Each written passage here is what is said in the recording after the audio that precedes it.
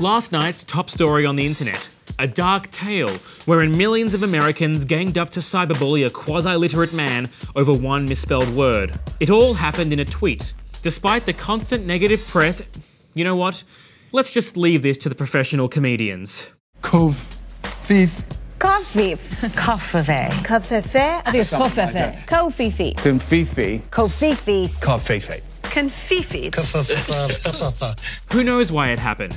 Maybe his hands were too small to reach all the letters. Maybe, instead of writing coverage, he mashed his entire face on his unsecured iPhone as he drifted off into a presidential slumber.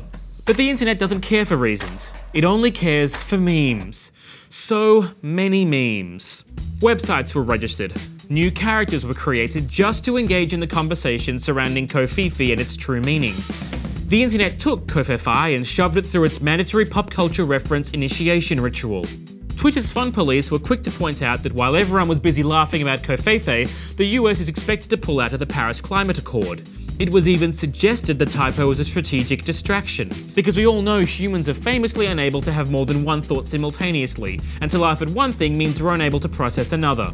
For Trump supporters, the latest mistake by the president was just further evidence of how he's a real and deeply flawed human, just like them.